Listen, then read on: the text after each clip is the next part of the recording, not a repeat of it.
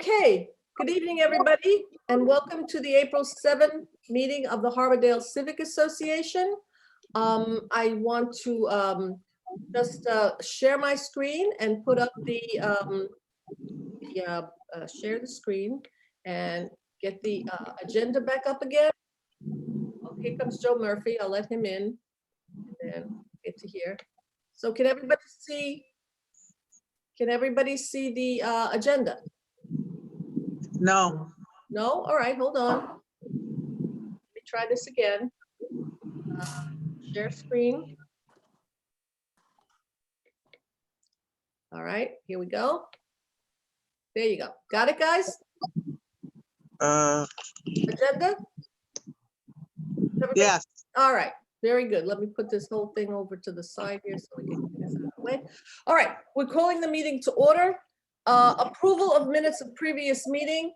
Guys, I want to point out to you that we don't take minutes of this meeting, but I do post recordings on the Harbordale webpage so that give a couple of days after the meeting, I will get the recording and I will post it.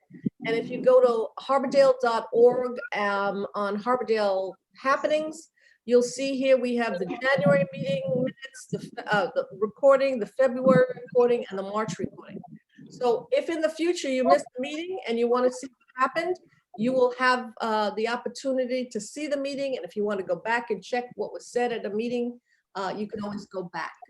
So I think, God bless technology. I think it's a wonderful thing that we've now got this opportunity to do this. So you will always have the ability to see the minutes of the meeting, the actual recording of the meeting. So now I want to get back to where I was. How do I get back to where I was? All right, hold on. There you go. Okay, so that has to do with the meeting minutes. All right, and I think we will start with our guest speaker, Raj. I want to show you his bio. Can you see it? Bio? Or Yeah. is it obscured by my other stuff? No. No, good. All right, all right. So Raj is a very, very accomplished professional engineer.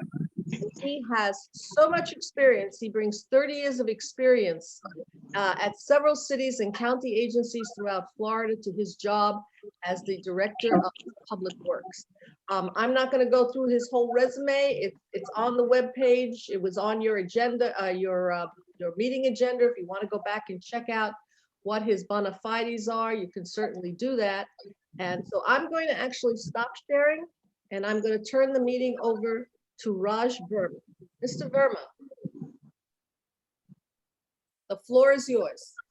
Good evening, everybody. I truly appreciate the introduction, and I think the introduction makes me blush. And so I truly appreciate Marilyn, and I can hear some echo, so I'm not 100% sure. What can you hear me now? Yeah, we can hear you. Can I ask? Can you hear me now? Yes. Can I ask everybody please to mute themselves so there's no background noise? Okay, fine. Okay. So again, I appreciate it. It's just a pleasure and honor to work in the city of Fort Lauderdale. And I have worked with Marilyn. I've known her for now close to 3 years. And she really keeps us on our toes, and she does a great job. And I have learned a lot from her in terms of the infrastructure. She has served very well on the infrastructure task force. I was asked to address a few things, and one of the things that I'm going to start about is that it is on your agenda, Marilyn, if I'm not mistaken. It's the 10th Avenue restoration. Yes, yes, sir. Mm-hmm. And the restoration is that we will be ready, and I believe that the landscaping plans are in works. And as soon as the landscaping plans are done, we are going to go to the milling and resurfacing and the signage and the striping that we will have to coordinate with Broward County.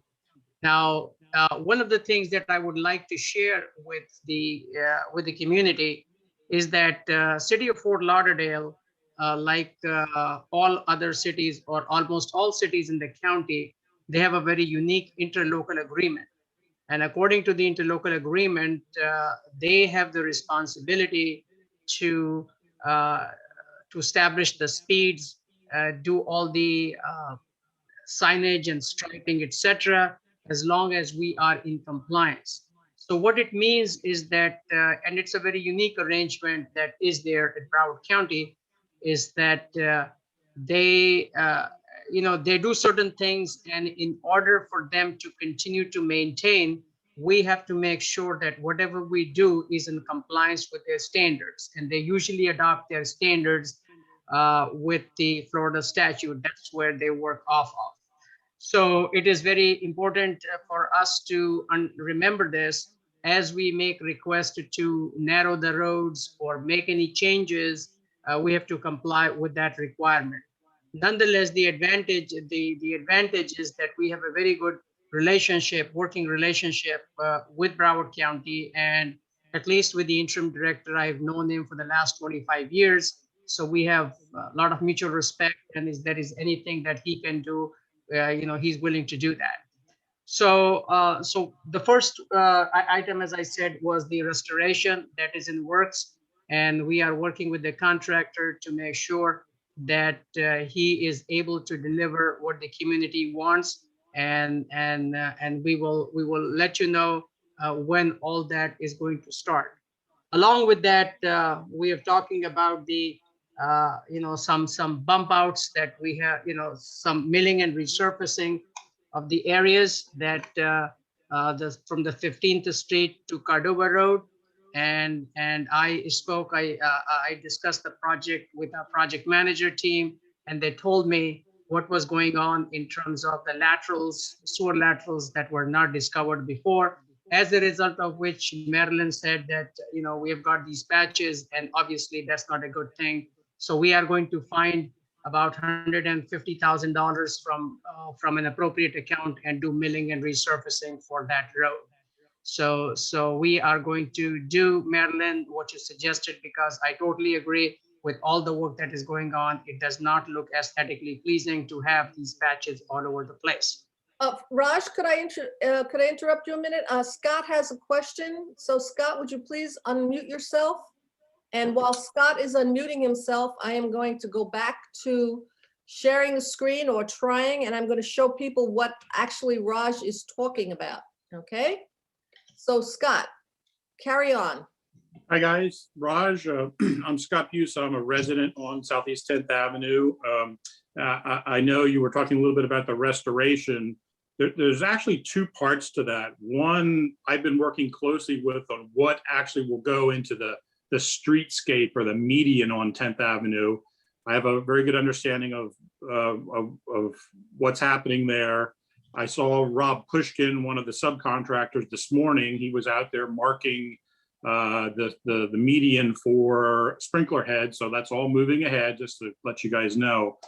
What my concern is there's a number of residents on the west side of 10th Avenue that are left to be restored. And there's never been really good communication with those neighbors. It's all sort of been one-on-one, or only if you spoke up or you certain you were gonna get the restoration you were expecting.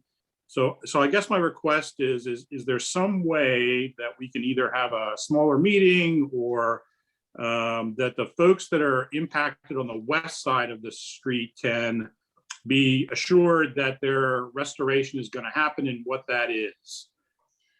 So John, when do you want to have this meeting? I think it's a very valid point, and we will be more than happy to set up a meeting.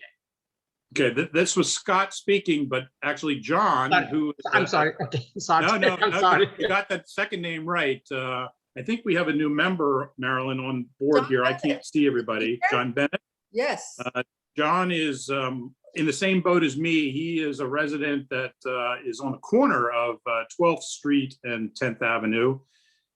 His property was severely impacted by the staging and digging of the pipe. And I know there's never been any discussion with him. He's been kind of quiet to this point. but there's never been any discussion with him on what might be happening on his property. In particular, both he and I are concerned with the removal of some damaged trees, quite large trees. And if that's going to happen and when.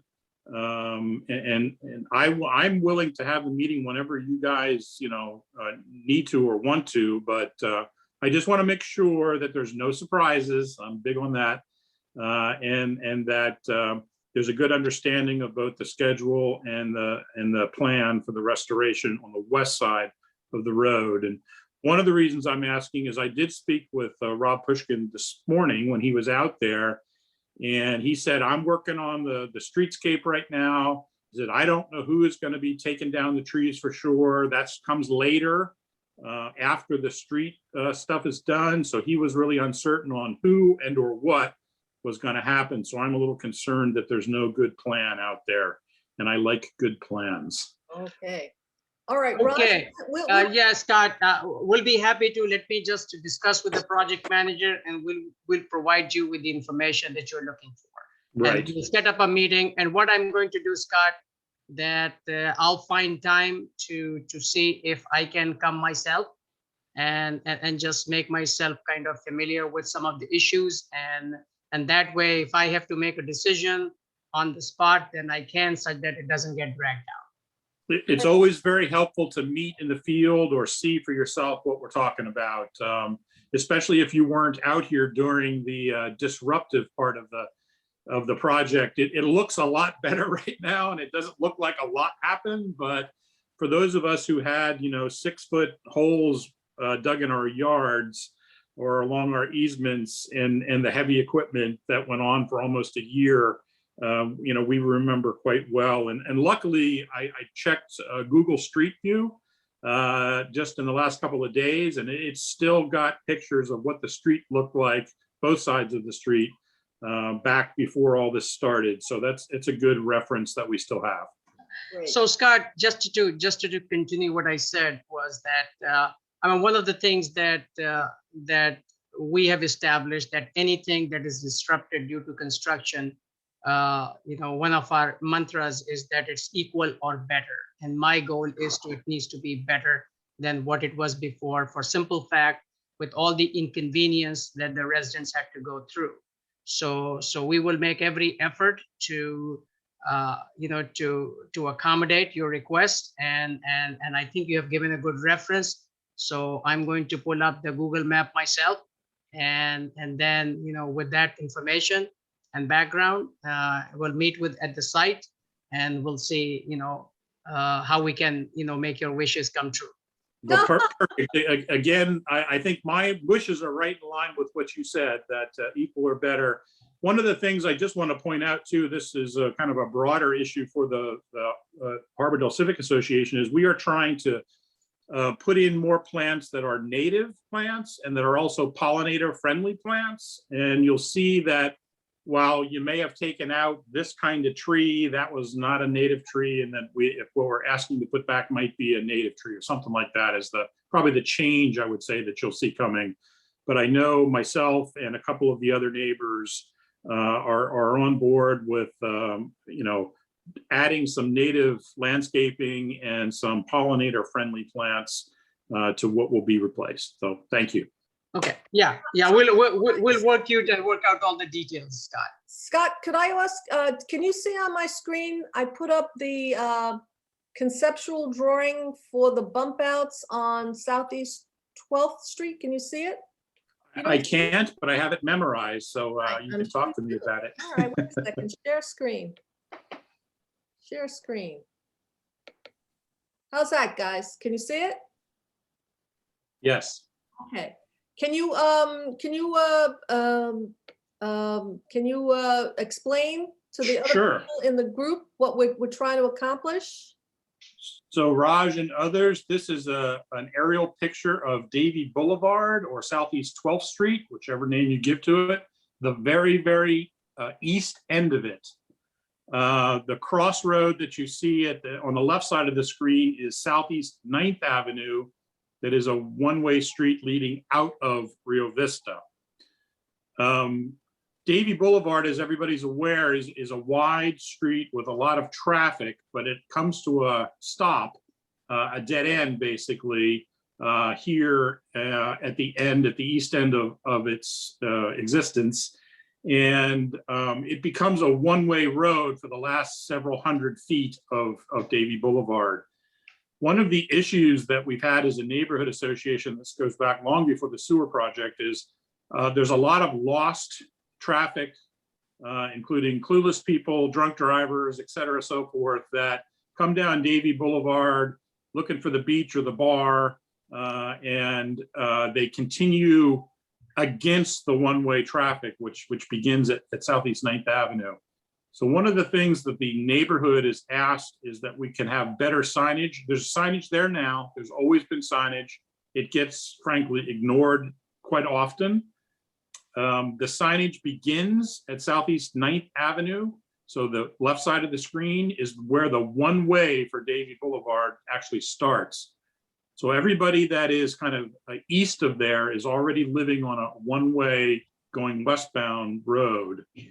And in order to sort of make that more clear, during the project, the sewer project, we actually had them put out some barricades, some barrels, in line with, they're right there near the second set of signs, the second bump out where that white car is parked catty cornered. They put barrels in that area that Marilyn's circling there, so that people would, if they missed the sign, would drive into the barrels. So they don't do that, right? There's barrels now sitting in the road, and they wanted to know what's going on. So, and we put some wrong way signs on those barrels.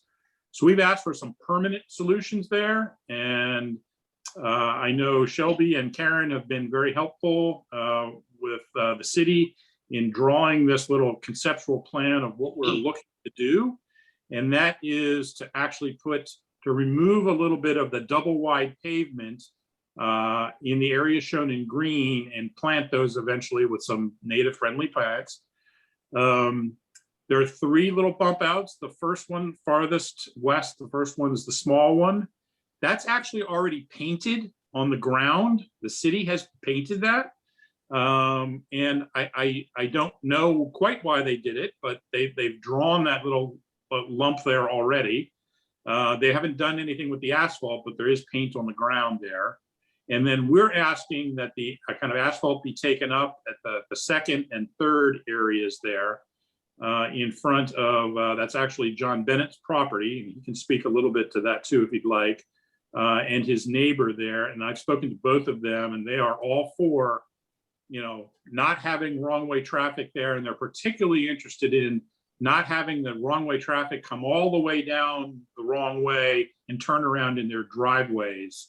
So these bump outs sort of kind of direct traffic to turn around at the very last place they should be turning around, which is at the 9th Avenue entrance to Rio Vista, or exit from Rio Vista there.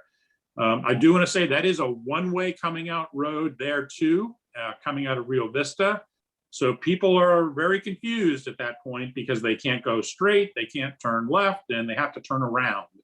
And so that's what happens there. And Raj, I'm thrilled to walk you through this in person if you'd like to see it, but we're not asking for any change of any street direction that doesn't already exist. We're just asking for some clearer signage and for some of these bump outs, which remove the pavement, which actually encourages people right now to drive all the way to the end of this of Davie Boulevard, and then get stuck trying to turn around either in the last driveway or where there's a bend in the road and traffic's coming from the wrong way, and it's quite a safety hazard right now. Okay. Okay, Scott, I think your plan looks good. We have conceptually discussed this, and I have no problem supporting it. And let me take it to Broward County, and I'm pretty sure that based on everything that you have explained, that if we have more pavement than what we need, which encourages two-way traffic and causes a safety concern, I'm sure that we can we can make it work. But we will have to take it to Broward County for their at least a conceptual approval. But I think I support your, schematics. Yeah, and I guess why we're speaking about this now or in this context is because I know Mr. Mancini is going to be doing repaving, including this area right here that we're talking about, because it was torn up during the sewer project. And we were hoping that instead of, putting more pavement down where we don't want it, he could actually possibly remove some of that pavement, or at least make sure he doesn't put new pavement over top of those areas. So that part of it, the paving piece of it, is something we want to address quickly. And, what goes there and how it gets irrigated, if that's the case, or planters, or whatever the case is. We can talk about all that later on, but I just want to make sure we get the paving, taken care of, or the lack of paving taken care of while we have the opportunity. Raj, do you think there's a possibility that we could piggyback this on the repaving of Southeast 10th Avenue? Or do we have to spend a lot of time with Broward County to get their permission?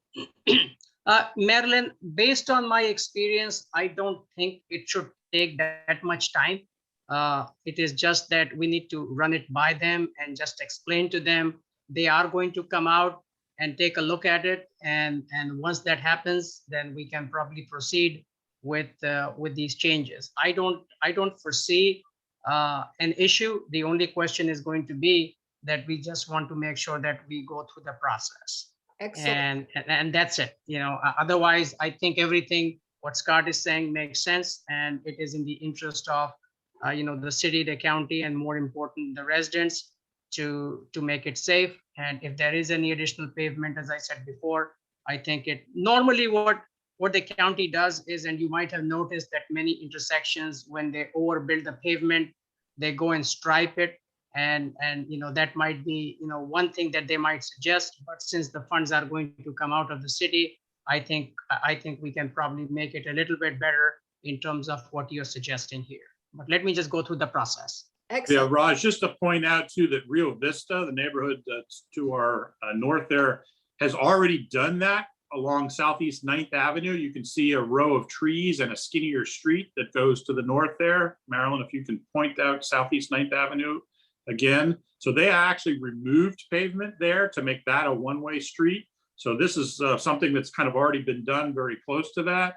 And also to point out that the Mancini repaving covers this whole area. This is actually where the staging area for the bore under the river was, right by the first left hump, the small hump.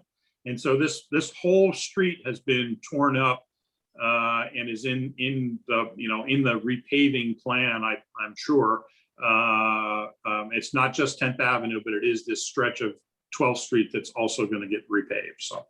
So yeah, Scott, just leave those details to us. We'll work it out. Perfect. Okay. I'll show. Yeah. Yeah, I think once you showed the plans and everything else, it all makes sense. And now it's a question of us working out the details. Right. And I want to give a great shout out to Shelby Rodriguez and Karen Warfel from the Department of Traffic, who walked the area with us and made this proposal. And it is very much responsive to our concerns, and that it didn't take them a month, and they just came right up with it, and they forwarded over to Raj. And I feel very hopeful that we will be able to get something accomplished here. Raj, can you just tell me, is there a time when the Southeast 10th Avenue project has to be finished? Is there a cutoff date? I always heard that, everything had to be done by June. Is that a hard and fast date, or even a date? I may be wrong. No, I think Marilyn, June 30th is our estimated completion, barring some unexpected circumstance. And we would like to say that, we can accomplish what Scott is asking here. But, since the county is involved, I'm not going to promise the June timeline for it, but our goal is to try and make it happen as quickly as possible. Okay. But June 30th is still our target. Excellent. Okay, there are a number of other people on the call who have expressed an interest in Southeast 10th Avenue. Barbara, are you with us? Barbara, let's see if Barbara. Barbara Krakauer? Did you want to ask any questions? Hi, Hi, Barbara. hi, I'm sorry. I'm on my iPad. I had to figure out how to unmute. Okay, so Barbara, you had some questions, you and Judy and other people? Well, I want to apologize. I tuned in just about 5 minutes ago, so I didn't get to see the 10th Avenue pictures if there was some visuals of that, but I did have a chance to look at the trees and shrubs that were proposed Right? in the email that you shared, and it sounded wonderful. I did wonder in terms of like that corner, just past the gravel road as you get ready to take the left onto 12th, is there anything that would, I don't know, keep people from dumping stuff in that corner?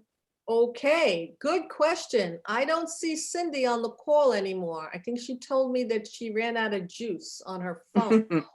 So, Scott, I'm going to ask you. Okay, to no jump in problem. again. So I've been working with Cindy Lowe on this and a couple of other folks from the association. So was it Barbara asking that question? Barbara, that's our Yes. new community pollinator park. We had asked Mr. Mancini, who was using that area as sort of a laydown area, to make it smooth and nice for the association, then to go ahead and plant that with pollinator-friendly plants. Oh, wonderful. And we actually have been working with Joan Starr, I believe it is, over at Snyder Park, their butterfly garden over there.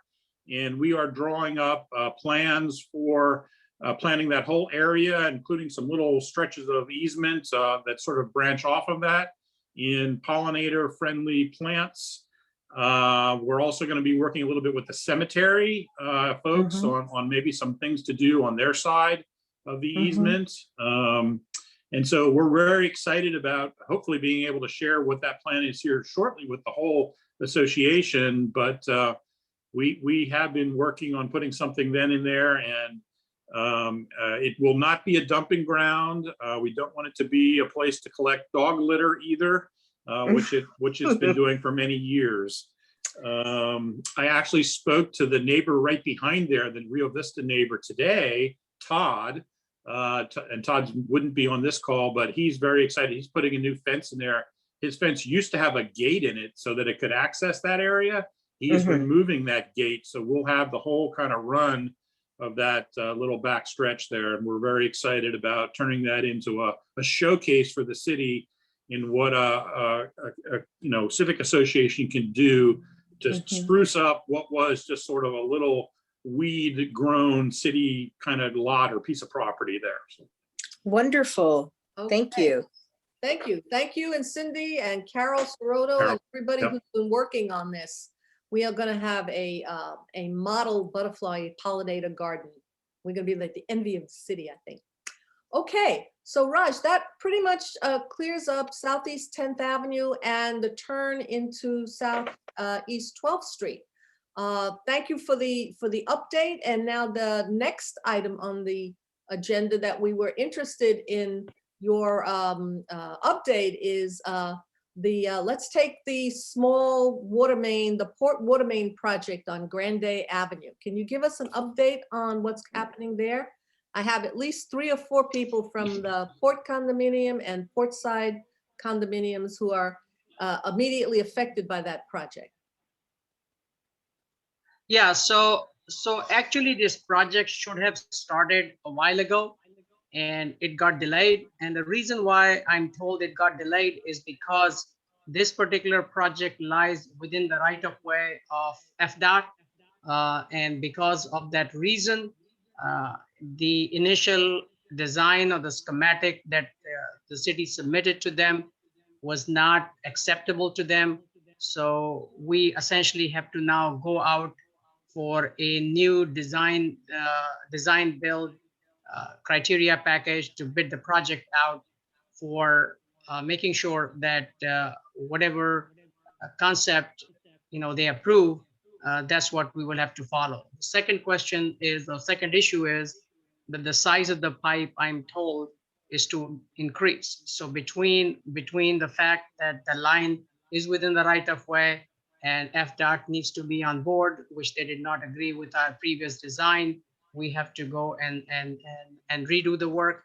And I think, if I'm not mistaken, that the end of by the end of this month, the bid is the project should be advertised. So that is the latest information we have. It was to be done, as I said before, but unfortunately we had to comply with the standards of FDOT, and that has caused the delay. But we are aware of it, and it is a critical part of the force main, the distribution network. So the project is going to be done for sure. Okay, for those people who don't know what these acronyms are, FDOT. FDOT is the Florida Department of Transportation.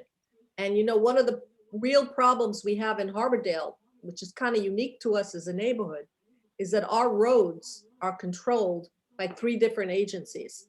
There's an overlap here. Some of the roads are state roads, some of the roads are county roads, some of the roads are city local roads, and I even believe federal highway is a federal road. So, you know, we have Yes. a lot of jurisdictional issues going on that, you know, complicates all of our projects. So is there anybody from the people who are immediately affected by the water main project? Alex, you wanted to say something, and then we'll get Michelle. I just have a question, Raj. That was, if I'm not mistaken, and Marilyn could correct me, that we had the meeting at the Port Condos. It was, I want to say, about 1.5 years ago. Mhm. Everything was approved. Everything was set to go. They even gave us specific dates as to when this was going to occur. And I don't understand how, if everything was approved and the contractor was at that meeting as well, and I'm just confused as to how everything is no longer okay. Why would we have gotten to the stage where the contractor is meeting with us who are affected by the project, and then all of a sudden it's not approved? Well, again, I'm going to say, Alex, that, you know, based on the information the staff has provided, that they had lots of utility conflicts in that area. As a result, you know, we had to, in fact, go to the extent of canceling the contract. So the staff that provided you with that information was not out of line. And it was, I think the contract was, it was awarded to a company called SunUp, and we had to cancel that because there were a whole host of conflicts, and because of which the design was not acceptable to FDOT, and then we have to go back to the drawing board. So Alex, you are absolutely right in terms of, we were told that the project was to start. But again, as I said, because of the multi-jurisdictional issues and that we are within the right of way, we had to comply with the requirement, and that has delayed the project. One last question. How long would you now anticipate before anything substantial could happen? Are we looking at years again? No, Alex, I don't think that you are looking at years again. I mean, we are hoping to get this thing out in, you know, by the end of this month. And then obviously, you know, we have to go through the bidding process. So we can probably, you know, we can start the work in about, you know, sometime within 6 months, you know, although our effort is, one of the things, Alex, and this is maybe little, you know, off topic. One of my goals is, as the director, to try and get as many projects as, you know, moving as possible. And this is my strict instructions. I have done, you know, I have done some reorganization, trying to move certain people to improve the efficiency. It's a very lengthy process, and I am assigning more projects and more work to different groups. So my goal is to try and get them off, because it does not, I'm one type that I do not like things to get dragged out. I would like to have one less thing on my plate. And more important than this is important. I mean, having impact, breaking the sewer lines or even the water lines and not constructing. I mean, it's an imposition on all of us. So my goal is that if it is going to be delayed, it is going to be delayed beyond the reasons that I do not have any control, but I can assure you that it is going to happen. Okay, Michelle, you had a question? Thank you. Yeah, hi, Raj. I have a couple questions. So we live in the port, and you mentioned just now the 6 months. You realize that the convention center exhibition space expects to be completed in time for the boat show. That runs right into your 6 months. I don't know how they're going to be breaking up the road on Grand Drive when it's not only the convention center is going to be reopened, it's going to be boat show, but how they're going to deal with the traffic, the ingress and egress out of here. That's my first question regarding the project. The second one is, do you know now, based upon the planning, if they are going to be widening the sidewalks, if the main is going under the sidewalk or under the actual street? And since you're working with FDOT, what we can do to have speed bumps put on Grand Drive, as long as we're breaking up the road anyway for this project, because we do have a problem with speeding on this road. And the response, we've always been told, well, it's not a city or a county road, it's an FDOT road. And I just think that it would be an appropriate time to perhaps put all of these things together as part of the project. I'd like to hear your thoughts on that. One of the things regarding the construction, the technology that they are using is called what they call the bursting technology. So what they do is that they use the existing alignment and they burst the existing pipe, and then they would, in the same hole, they would be able to install the larger diameter pipe that is necessary to comply with the modeling.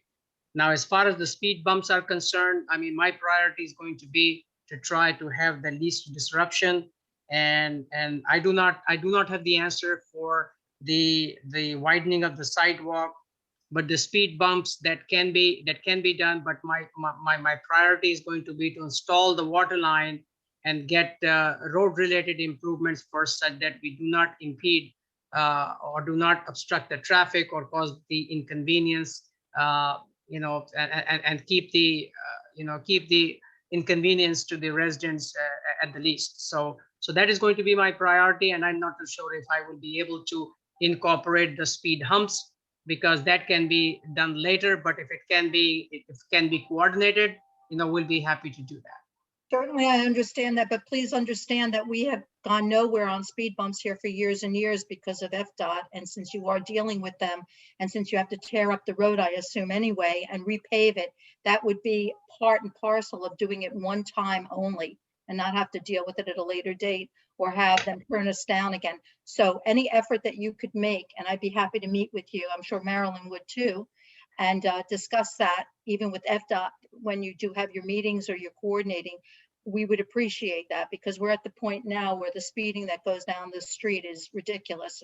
We can't even get people to do the speed limit, and it's problematic. So that's something that we would like you to incorporate as part of this project, since you're ripping up. And I believe that the road itself is being ripped up, or is it the sidewalks, or both for this project? I will have to get the details and let me just work on and try. And I think Okay. that is, I think this particular meeting is helpful, because I got the side of the staff, not necessarily combining your efforts. So I think this meeting is helpful, so that I can sit down with them and just discuss and see how many things we can incorporate, such that, as you rightfully said, we just have to deal with them once. Okay, I appreciate that. Thank you very much. Yeah. And that's a great segue into our next issue, which is Southeast 15th Street.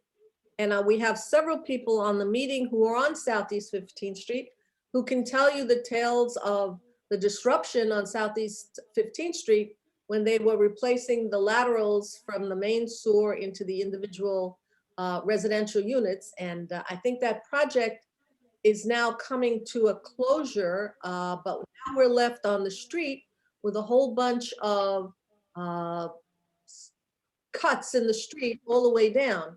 And we'd like to get from you your view of What's the status of that project, and can we look forward to seeing that street repaved?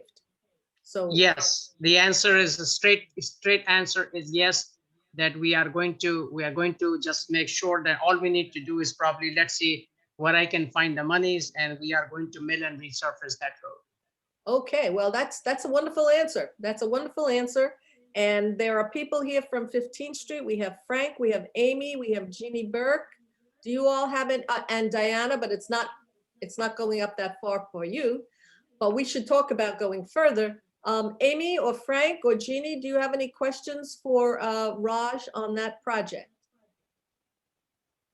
Nobody's raising hands. I have a question. Can I just talk, or I don't know how to Go raise right my ahead. hand? We're a small group. What is the timeline? What is the timeline for this? Or do you have one? And what about all the debris that's been left by the construction company? There's like a big dumpster and stuff that is just left there. Amy, anything that is tied to construction, it will be removed. We are still shooting for June the 30th as the Oh. timeline. Okay. However, I'm going to just, would like to have some flexibility that in the event we are not able to meet that deadline. So, and if that happens, it is primarily going to be that we have encountered some problems that we don't have any control over, but we are still shooting for the June 30th as our timeline to see if we can make that happen. That sounds excellent. Thank you. Okay, well, that's happy news for the people on 15th Street. Carol, you had a question? Unmute yourself, darling. Carol? Yeah, you gotta unmute yourself. There you are. Okay, how about speed bumps on 15th Street? Can you tell us about those? Again, speed bumps, Carol, that is something that I need to coordinate that with the TAM, Transportation Mobility. But if they are needed, we can definitely make it a part of the project as best as we can without delaying. But the speed bumps are something that can happen separately. But and if we can combine it, we'll combine it. If we cannot, then we'll come back later. I have a question about the speed bumps, and then we get to Diana. When you repaved Miami Road just recently, South Miami Road, thank you very much. You left out the speed bumps. In other words, you paved up to the speed bumps, you left the speed bump, and you kept going. Is that because you do the speed bumps separately on a separate contract or something? Marilyn, I do not know too much about the speed bumps in this city, but I do know the speed bumps, the spacing, etc. There is a process that we have that has to go through transportation and mobility. Oh, Raj, So just for your information, we're not talking about new speed bumps. There were existing speed bumps, just like there are existing speed bumps on Southeast 10th. There are existing speed bumps on South Miami Road, and there are existing speed bumps on 15th Street. So we're not talking about asking you for new speed bumps. We're talking about putting back the speed bumps that are there when the road is repaved. Oh, yes. If there is anything that was pre-existing, we are not changing it. Okay. So we don't have to go through the process. So if there was a speed bump before, you are going to get the speed bump. Okay, good to know. But Diana, you're interested, I think, in speed bumps going further. Right, and the reason why, Raj, and I would love to be on that committee, I'm sure Carol would too, whatever you need us to get on, because that is a big problem, because we have noticed the traffic increased on 15th Street from Federal to, 15th Street Fisheries going north, I guess it is, has increased tremendously. And they don't even have, the city doesn't have speed bumps by the school. And I think it ends on Cordova. Am I right, Marilyn? The speed bumps end From there? Cordova East, we have speed bumps. Right. And then for Cordova West, I guess, I'm sorry, I get lost all the time. That's where we really need them. We joke and talk about like it's a third highway there, because it's gotten so bad that even owners, you can't even walk. There's not even sidewalks because it's old Fort Lauderdale. So the kids are walking, people are trying to walk, ride their bikes, and there's cars going so fast that you're like dodging cars. It's a very big safety hazard. So I definitely would like to see the city put some speed bumps all the way down 15th Street, since we have a school there. Can I jump in here a minute? I don't see Bettina on here, but on Southeast 12th Avenue, we were also talking to Shelby and Karen from the Transportation Department about having speed humps on Southeast 12th Street from where the turn is all the way out to Davie Boulevard, because that is a real speedway. And she gave me an education on speed bumps. You got to go through the county, Broward County. They're the ones who give the blessing. And they have to do a special study. And it's not a volume study, it's a speed study. So what they do is they put, little machines around the street and they clock all the cars going through.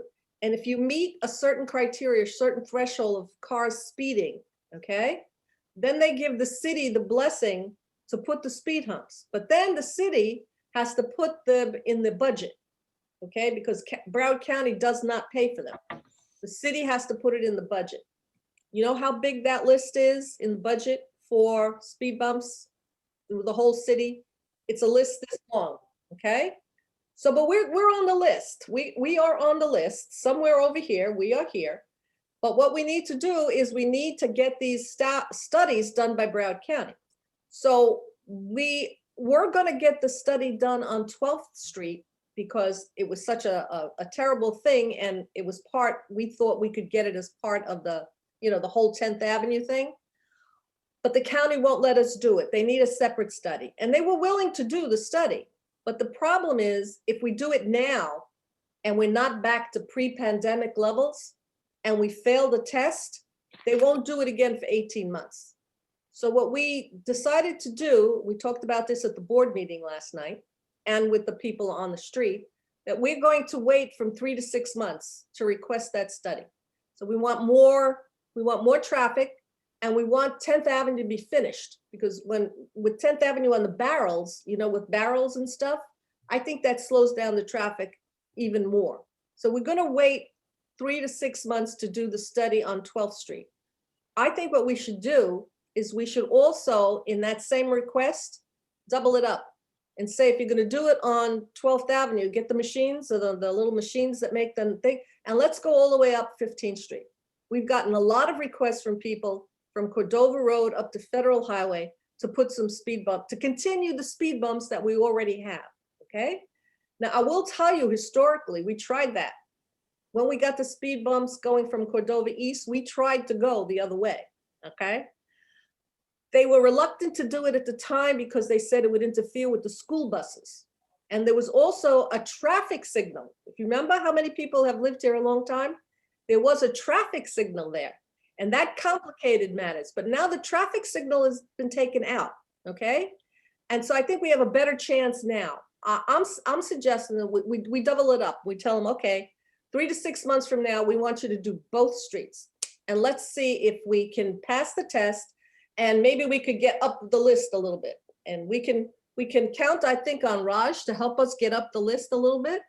And maybe we can count on the people at TAM to help us bump up the list a little bit. And our representative, our Commissioner Ben Sorensen, to bump us up a little bit. But we got to get on the list and we got to get the studies done. So we know how to do this. It's complicated and it's time consuming, but we know how to do this, and we're moving forward on those things. Well, thank you, Anybody Marilyn, have I'm any on other- board. Does anybody have any other questions for Raj on those 3 projects? Okay, so those were the 3 big projects that we wanted to talk about, to get updates on. It's not that there aren't other projects. I'm right with you, Greg. Unmute yourself. Thank you. There? Yeah. Okay, when we were talking about 15th Street and repaving or grading or whatever you call it, new 15th, are we talking about restriping 15th Street also? Yes. Perfect, because Yeah. I was noticing last night, and when we talk about speed bumps, the speed bumps, the striping on the speed bumps has worn out, and some areas where the plumbing was done across the street, it eroded into the striping on the speed bumps also. So would that be something we're going to take care of, striping on the speed bumps too? Greg, you have opened up a very interesting question for me. One of the things that I have noticed in the city is that, and that goes back to the larger issue that we haven't kind of, these expenses, they come out of what we call general fund. And the general fund is comprised of the taxes, the ad valorem taxes. And the amount of monies that we get for this particular activity, they are either from there are a whole host of sources like the local option gas tax, etc.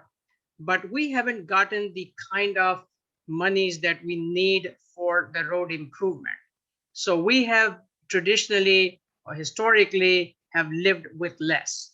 My goal is that if I'm going to resurface, and this was the instruction just this morning, Greg, that I gave to my staff, I said, I do not want to cut corners.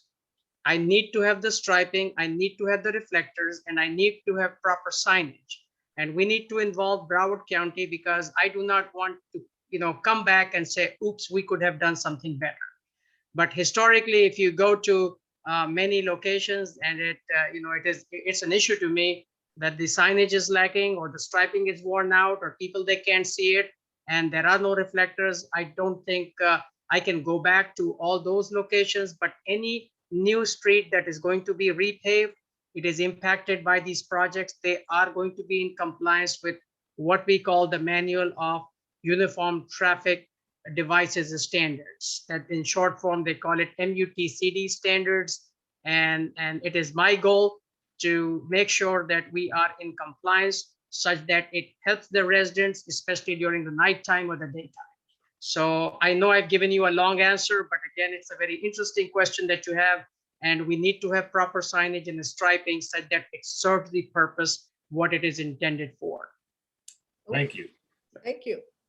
All right. Well, we've been talking to Raj for over an hour, and I really appreciate him coming to our meeting. If there are any more questions for him on traffic or road issues, now's the time. You got the man here. This is the time to ask. Otherwise, we're going to let him go home to his family, which he hasn't seen in a long time. I know this for sure. So if there are no more questions, Raj, I want to thank you again for coming, and I will see you Monday.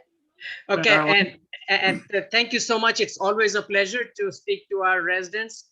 And I just want to reiterate that, feel free to contact me either directly or through Marilyn. And I may not give you the answer that you may want to hear, but I can tell you I'll give you the most honest and professional answer that I know. And there is anything that I can incorporate in the design without causing delays, that is going to be my goal. But I just want to, communicate this to the, through this forum and any other forum, that if we have to look at, if I can, flip back in time, that many of these things, they started out as what happened to our sewer system and the flurry that accompanied, replacing the sewer system and the water line. So anything that deals with the roadway was not even in the mix. So when all these issues, they come and we want to say, hey, can you do this? Can you do that? I can tell you that as an engineer, I can stand at the site and I can give certain instructions, but if it was that easy, we would do it if we had the monies, of course. But even if we had the monies, we have to go through certain processes, especially if the contractors are involved. We unilaterally cannot change the contract, the terms and conditions of the contract. It has to pass through certain legal reviews, etc. And that kind of drags out the project. So I have to really, really balance what the community is asking, what the original intent of the project was, what can be added, what cannot be added at the given time. So just please keep in mind that we will try to accommodate as many things as possible. But the goal has always been working on these the infrastructure, sewer, water, and stormwater, and whatever I have inherited. I'll try to make the best I can. But from this point onwards, for any new projects, I have asked our people, our project managers, to spend a little bit more time and see what is broken. If the sidewalk is broken, don't just focus on the pipes, just include and see, if we need to do the improvement. So just to bear with us while we navigate through multiple projects, but we will definitely accommodate as many things as possible. And please feel free to contact me. There is no hesitation. Thank you. Thank you very much. And it's a welcome change of attitude on your part. Thank you. Thank you. Okay. Good night, Raj. Thank you. Thank you. Thank you. Appreciate it. Appreciate it. Okay. Thank you, Raj. Oh, that was very cool. Let's go back to sharing the screen and let's go back to the agenda. Okay. Is the agenda, can everybody see the agenda? No. No? All right. That must mean that I have to hit another button again. There you go. How's that? Yes, that's good. Okay, so that was Mr. Raj, and I must tell you that the man is really, he's a breath of fresh air in the city bureaucracy, the way he approaches projects and how he responds to citizens' requests. He won't be able to do everything that, you know, we want him to do, but it won't be for lack of sympathetic trying to get it done. It's just really refreshing. All right, we actually, moving on now to the presence report, we actually talked about the Southeast 10th Avenue wrong-way signage and bump outs, so we don't have to go over that again. I would like to give you a little update on the F3 problems and modifications. For those of you who are not familiar with what I mean by F3, F3 is the project, let's see, the boat storage project, this one here on 16th Street. Everybody now focused on where we were talking? The 16th Street project for the big boat thing? One of the biggest buildings that we've seen go up in Harbordale in a long time. This is the photograph, the rendering of the previously approved plans for the Marilyn, we can't see your rendering. you can't You see, gotta reshare. really? I gotta reshare? All Yeah, right, you gotta go out of what you're in and then click on the next one. Yeah, go out of what I'm in yeah, and click stop on- share. And then Stop click share. on, I'm stopped stop. sharing. and then share and click on the other one that you want us to see. Share screen. Share. All righty, that work? Yes, thank you. All right, so going back down to the photo, to the rendering. Here's the rendering. This is the rendering of the proposed building. Actually, it's being constructed. Right back here is Buddy's Raw Bar. This is Buddy's parking lot. And this is Southeast 16th Street, okay? So when this project was approved in 2018, the Harbordale Civic Association split on the approving the project. We split right down the middle. So we did not either approve the project or disapprove of the project.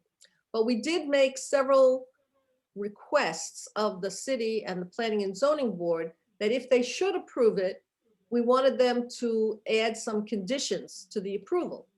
And one of the conditions was that the lights would go out at 8 o'clock at night. So this thing, which was full of glass, didn't, especially on the water side, see all the glass here?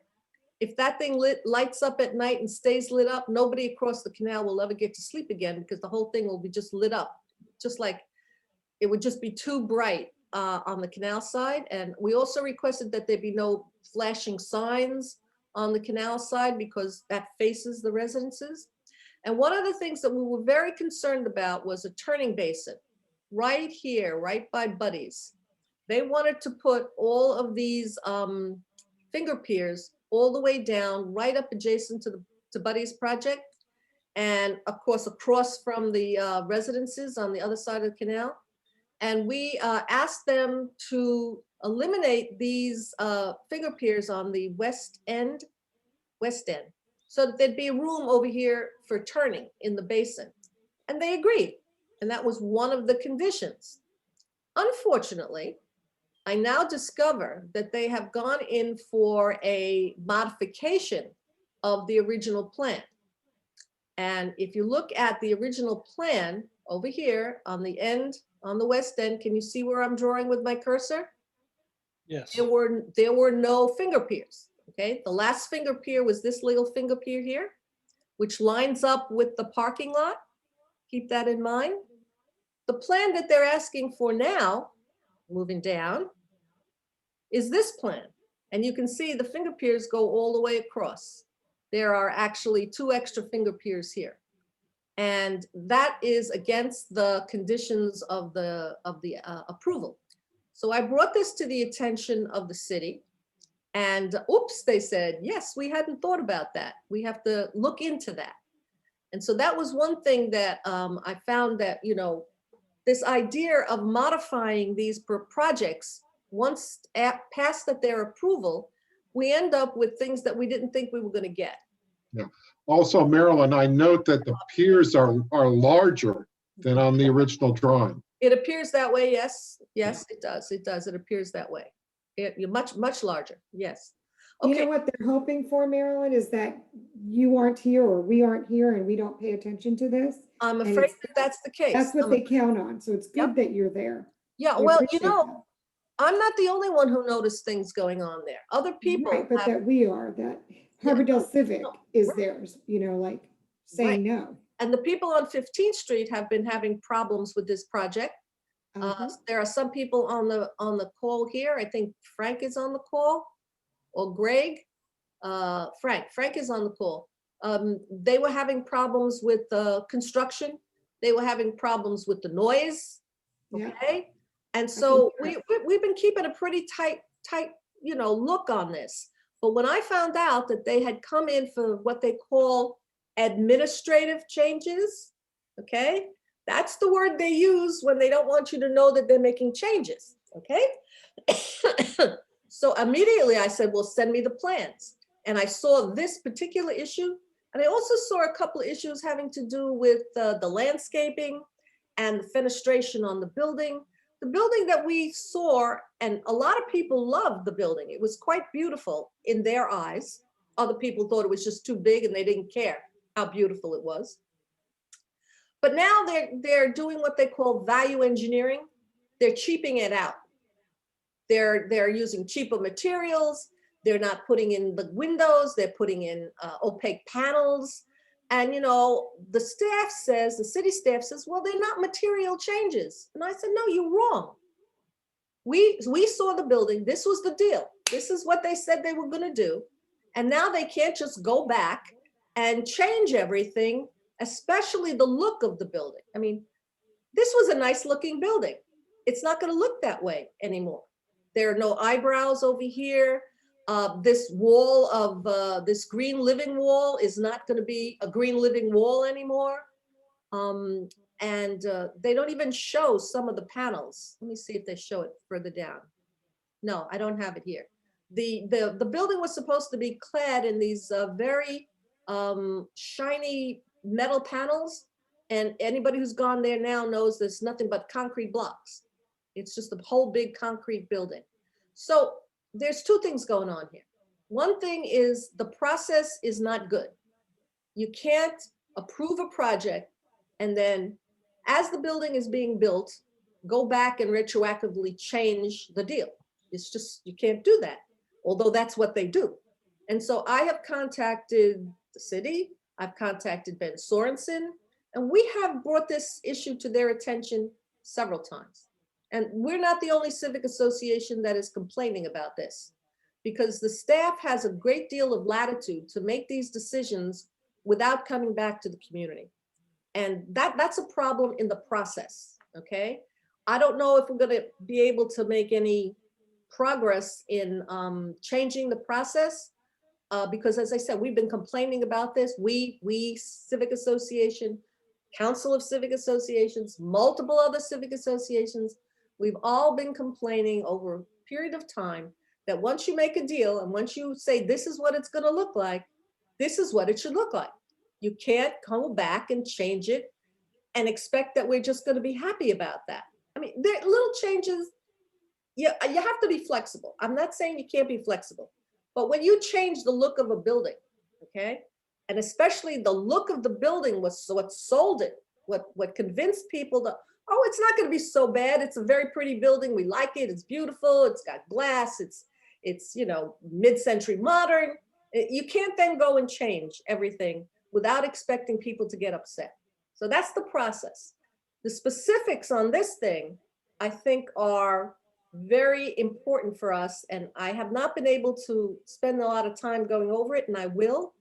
But my problem is they've already made the changes. I don't know why they're sending me these drawings and asking me these questions, because they've already made the changes. They've already put the new material, the concrete material instead of the metal material.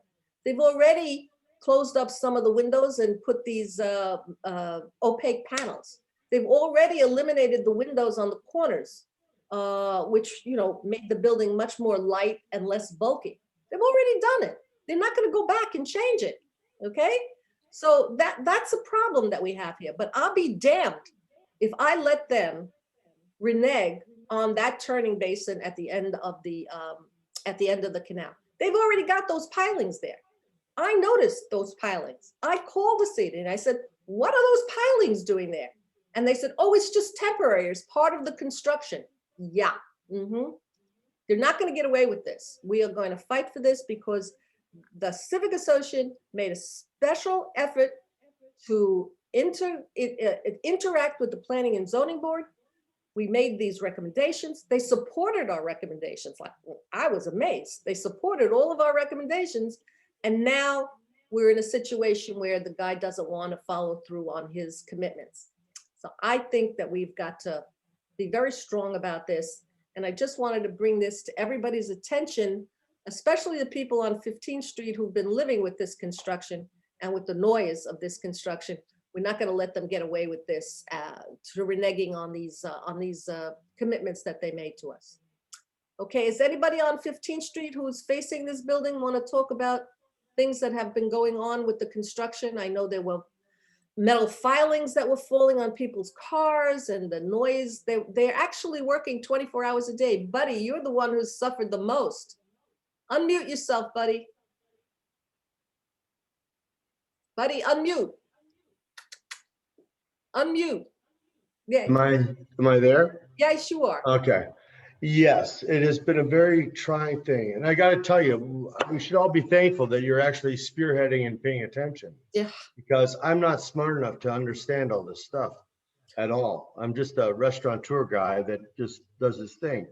But I'll tell you what, it is a little bit of a disturbing experience going on there at that building, I feel. And it's been rough, very rough. I want to bring your attention, buddy. I think I'll bring these drawings over to your restaurant. I want to make sure that, you know, this area that I'm circling here, which is adjacent to your property, that, you know, they're not making any changes and that we're going to have landscaping and all the things that they promised us. And also this area in the front, which is the entrance to your parking lot. Want to make sure that that's well landscaped and well lit. And we also thank you, Marilyn. Thank you. I need your smartness on all this. Okay, I'll come and we'll talk about it. All right. Okay. Okay. So that's what's I'll going meet on. you for breakfast, Marilyn. Yeah. Right. I'm there for breakfast usually. Yeah. Okay. Yeah, we will. We'll all meet for breakfast. It's yummy. It's a great breakfast. I love All right. it. Next thing we want to talk about is everybody still seeing the agenda? No. No. Hold on. You stop share and then reshare all the Okay, time. that's what I'm gonna when do. you want to show. Share screen agenda. Good? Okay. All right. Treasurer's report, tremendous contribution to Southeast 10th Avenue trees. All right, well, we've talked about this, but I wanted to just make sure everybody was aware that, you know, we are making a contribution to that project, to 10th Avenue, because the city is only required to replace what was there previously. And as you know, we wanted to do a much better job. We wanted much more color and native plants. And there was a delta. There was an additional amount of money that needed to be spent. We have our tremendous program. We had $22,000 in our tremendous program. And we're going to contribute that to the project. And David Mancini has graciously offered to make up the difference. So whatever the original amount of money he was getting from the city, which is a fixed amount, doesn't change. As Raj told you, he can't change the contract. So if he was getting X amount of dollars and we needed $6,000 more, we're going to put up 2,000, and he personally from his own pocket is going to put in the extra 4,000. He's a good guy. And I told him this project is going to look really good on your webpage. So this is a good investment in your business. And he's agreed. So he's going to take care of that. Diana, did you have something? Yeah, I just wanted to mention that interestingly, this came up, obviously, and also this boat dock thing at our, the leadership class.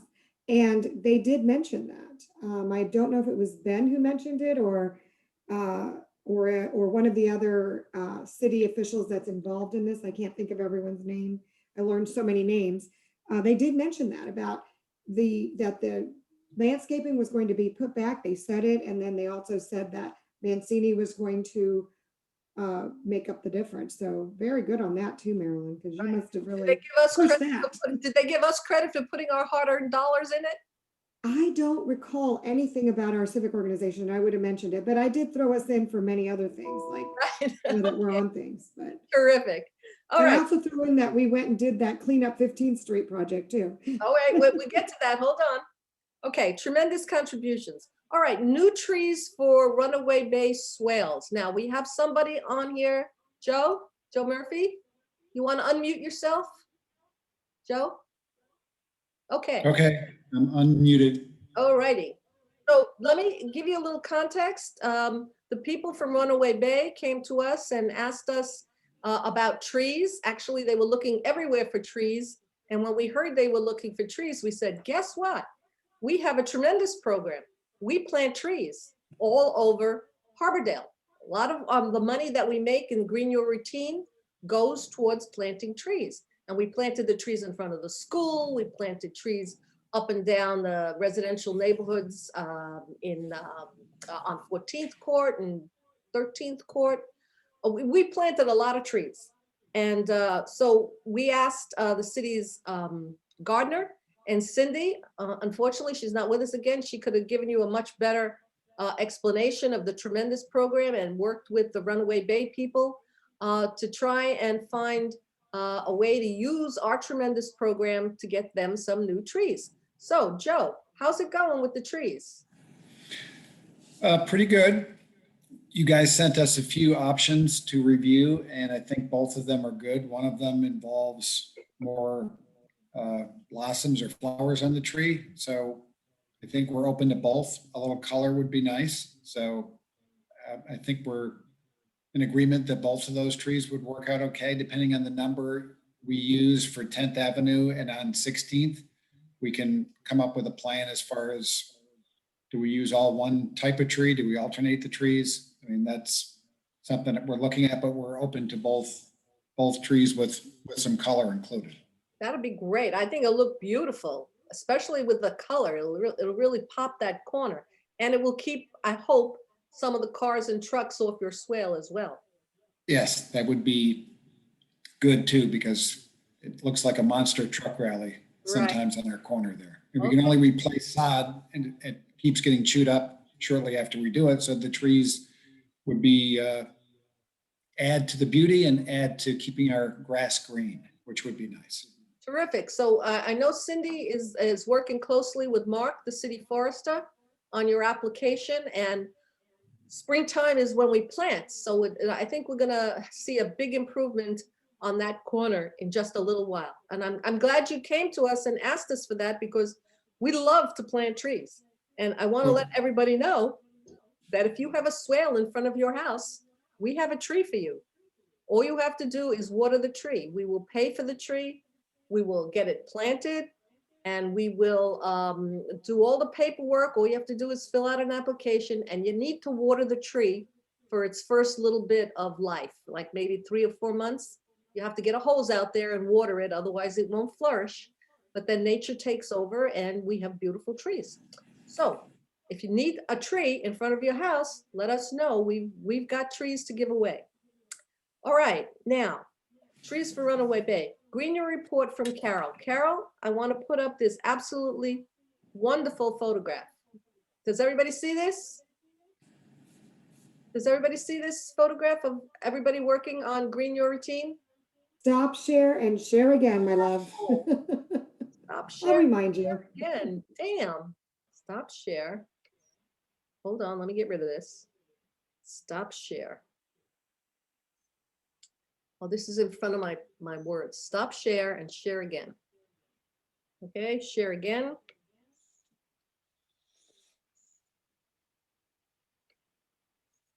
Share again. Share the actual picture that you want to show, whatever it is, like get out of what you were sharing. There you go. Are we good?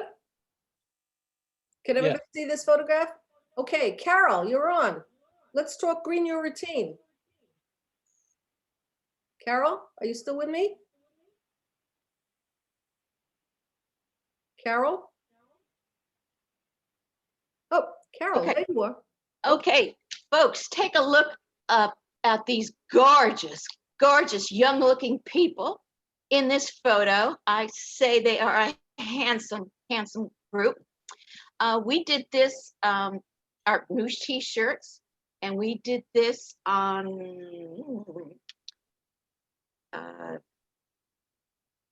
a few weekends ago. 3 weekends ago. Thank you. And this, we did this to make sure we met our quarterly deadline. So we did this in place of Fort Lauderdale Cares. But we did get points for this, and that's great. Every quarter we're going to do a street cleanup, and I think the original crew was flabbergasted that 10 people showed up. Normally we have 4. 10 was the big blowout number, and we were just tickled pink. Okay. You actually had someone else there. You had 11. Oh, yes, your son showed up, and he was a big help too. And Aaron on the far left next to Cindy is there, but your son took the picture. That's right. Yes, he did. And I love the hat. Did everyone notice that really cute hat in the picture, the little flowers? Oh, that's me. Yeah. Okay. Anywho, that's Yahoo for us, and a big kudos to everybody that showed up because that was huge. Okay, our recycling audits are still taking place. Marilyn and Vicky are doing those. We're earning points for every time they go out. We're doing the monthly drain, adopted drain, earning points for that. Our next street cleanup will be April, May, June. That's our next one. Scott and I just did the butterfly garden at Snyder Park on Easter Sunday. Diana and I are going to do food forest at Snyder Park on April 25th. And as more Green Your Routine events come up that we're allowed to participate in, because they're all in rotation from all these civic associations in Fort Lauderdale, I'll call on you to please do them. So that's about it. I mean, this was super that all these people showed up. I mean, it blew Cynthia, Marilyn, and Amy and I away. Yeah, and you know what? With all of those people working, it didn't take us, I think, an hour and a half to do the whole street. Yeah. We were in and out before it got too hot. It was great, really great. We had a great time, and a lot of people thanked us, which I thought was really cool. Right. So, although we almost got ran over because of no speed bumps, but it was really fun. But isn't this a good-looking group? Yes, it is. All right, enough back patting. Okay, thank you very much, Carol. If it weren't for you, we wouldn't be making money on our green routine, and we wouldn't be able to plant all our trees and plant our butterfly garden, et cetera, et cetera. Thank you again. All right, I'm going to close this photograph. No, I did it. I made a mistake. I'm going to go back to the agenda. Is it Greg still on the again. screen?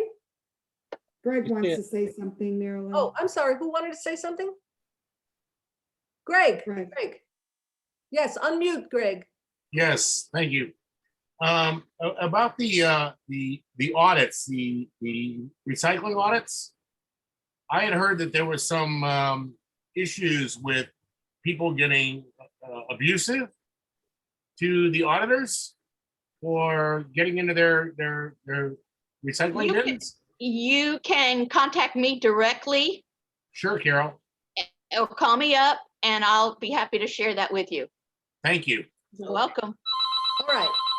Next thing on the agenda, actually, I think we've covered everything on the agenda with the exception of Fort Lauderdale Cares Day. And can people see that now? Mm-hmm. Yes. Okay. I bring this up because we are not actually doing anything for Fort Lauderdale Cares Day, which is on April 24th. We usually do, but given the pandemic, we're not. But our neighbors to the north, Rio Vista, they are setting up a drive-through donation at Stranahan Park on the Saturday, April 24th from 9 to 11 in the morning. And they're looking for clothes and for adults and children, hygiene products, and school supplies. If you want to do a spring cleanup in your closets, this would be an absolutely excellent opportunity for you to put it all in a plastic bag and drive down to Stranahan Park on a Saturday morning and make the donation right there. It's touchless. You don't have to interact with anybody. You just leave the bag there and they'll take care of it.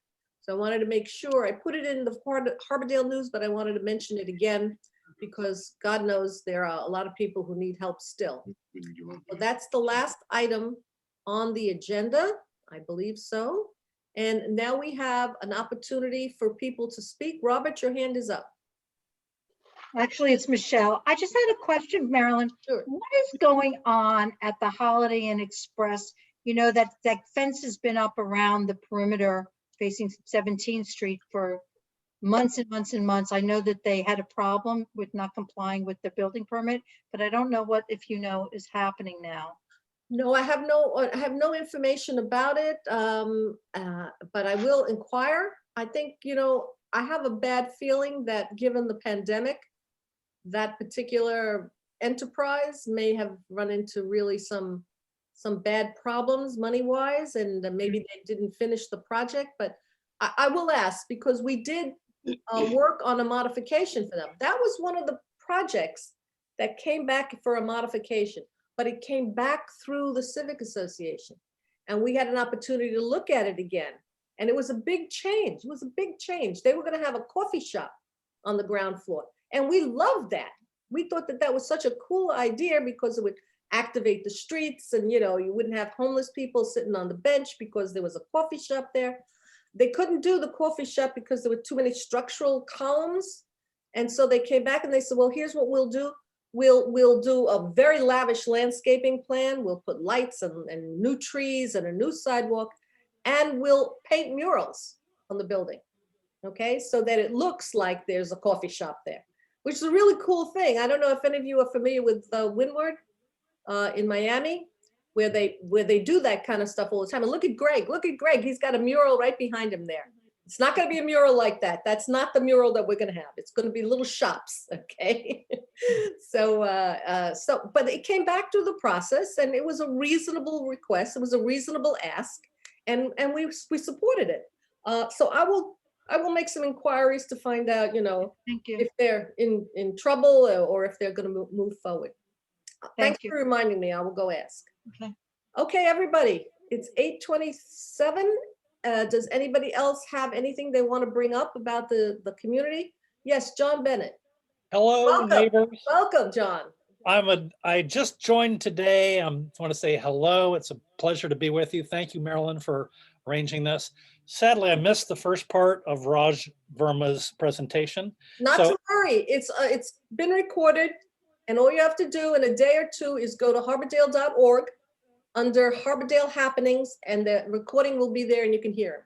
I see it. I see it right here. So I'll come back in a couple of days. I'd like to be put on the list of those who care a lot about the restoration along 10th, Sure. along 10th Avenue. I'm sure So- Scott and Bob and Barbara and all of those people would look forward to having more people get involved in that. Thank you Okay. for asking. Thank you. Scott, we'll be talking. And thank Okay. you, everyone. Yep. Excellent. All right. Does Marilyn, anyone can I else? just mention Yes, one brief thing real quick? I'm sorry. No, go ahead. So we had talked about the project for the, class of, I think it was class number 8 for this Neighborhood Leadership Academy. And so the Diana, project. can I interrupt you? Could you explain to the group what the Leadership Academy is? The neighborhood, well, I learned about it recently, so it's pretty cool. It's where the city has an academy that's won awards. It's an award-winning program. And they have aspiring leaders is what they called it, but I just thought it was just people who volunteer throughout the community who get selected. You submit an application and you get selected. And I got selected through, I guess, Maryland's pool in our civic organization. So I was very lucky, and it's a program that's a 5-week program. You have to commit to 5 weeks of 2.5 hours. And then you learn all about the city, the budget, how they come up with the budget, projects, the infrastructure, sustainability. I learned that there was 9.9 inches of water, extreme water saturation in November, on actually November 7th and 8th of this year, the highest amount of water they've ever had. All the studies that are going on, all the improvements that the city's looking at for the city, and how we can get involved in making things happen by giving our voice. You know, how well-respected Maryland is here in Harbordale Civic. It was very good too. And we were able to learn how to get involved. One of the projects that, and I hope I didn't belittle this, it's a lot more than that, but I don't want to take your time. And at the end of this, you do a team building. We did the Gallup poll. I don't know if you've ever heard of what that is. It's your strengths and weaknesses. It's really cool. We shared a lot, team building, like I said.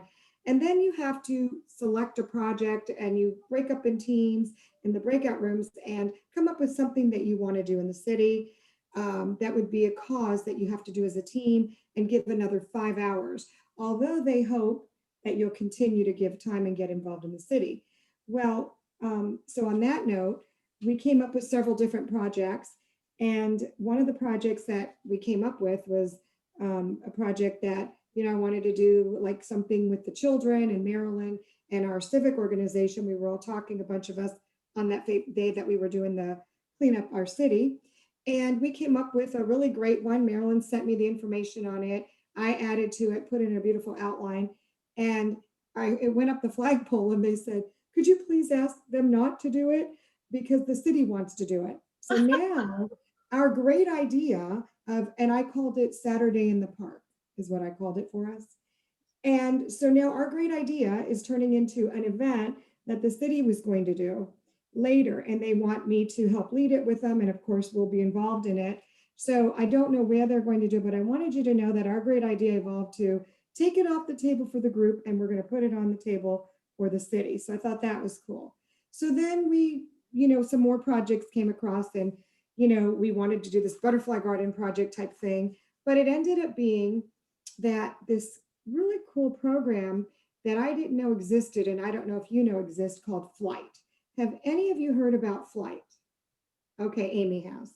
So Flight is where the children in the foster system are now going to graduate, we say, from foster to being independent adults, starting their new life on their own. And so we, of course, I fell in love with that project, and we pushed that project, and that's our group project. So I missed that meeting tonight. I let them know I had to be here because I missed too many of our meetings, and they agreed, you know, Jessica agreed, who's a doll. So we're going to, tonight with strategy, more strategy on it. And I don't know exactly when we're going to do this, but I would very much like our group to start considering. I know that you talked about donating for, you know, care, for Lauderdale Cares, but I would really like us to consider, I'll probably push for the bin donation so that these wonderful young adults who've had a very difficult start can have a nice start to their first home. Just like we were excited for our first college dorm or home on our own as well. And so we would donate whatever we have in our homes. Could it be furniture, lamps, you know, comforters? I'll let you know more. But I'd like us to think about this so that we can have Maryland put it into our Harbordale News and see how our community can pull through to help us fill a bin or help some children. I don't know exactly yet until, you know, I go find out about the meeting, how we're going to do this, but I just wanted to let you know that this is the project that our group has chosen. And then we graduate live this time because of COVID. Last year's wasn't able to. And the graduation, I believe, is April 20th, don't quote me, at the commissioners meeting. So we met a lot of people. We had a good time, and I highly, you know, recommend this to anyone. And whenever it's open again. And would like you to consider, this as our Harbordale Civic, give back to the foster children type thing. Wow, Diana, that is absolutely terrific. I knew you were going to be really great at that. And I just want to point out that Pam Miller, who's also on the line here, she was one of the inaugural members of the Leadership Conference from Harbordale. And there she is. She's a big fan as well. And listen, anybody who wants to participate, they have this twice a year, in the spring and in the fall. We got a lot of pull because we were one of the founding people, founding organizations to get the city to do this leadership thing. So if there's anybody who wants to get a slot, just let me know. Let me know, and I will put in the good word. There's no guarantee, but we have never not had the person we recommended. So if it's something you're interested in, thank you. we will get you in. All right, thank you very much, Diana. I appreciate that. Thank you very much. Both of those projects are great. The park thing, I know Cindy was very, very enthusiastic about it. She wants to bring trees into the park and give trees away. She'll work on that with you for sure. And I know I personally love this thing about the giving these foster kids a leg up. I have pots for their kitchen. Yeah. All kinds of good things. Okay. So I'm going to definitely include us, our group, anyone in our Harbordale Civic to get involved with it. So don't worry. We want to make it really wonderful for these children, or young adults is what I'm calling them, because they are. They're starting their lives, and it's awesome. It's positive. We need a committee. Let's get a committee together. Okay. And then we can actually meet. We'll meet at Buddy's, or we'll meet virtually, and we'll plan. Breakfast. It'll be great. It'll be great.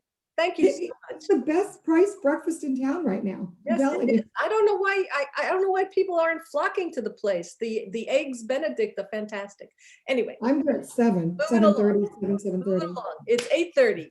Is there anything else anybody wants to contribute, or can we all get back to our lives and have a nice glass of Chardonnay and relax? Okay. All right, everybody. Thank you for coming. Appreciate it. It was a great meeting. I thought we got some great information. And again, John, if you want to see Raj's presentation previous to when you signed on, give me a couple of days and it'll be on the website. Will do. Thank you, Marilyn. Thank you, everybody. Good night. Thank you. Have Thank you. fun. Good night. Bye-bye. Bye-bye.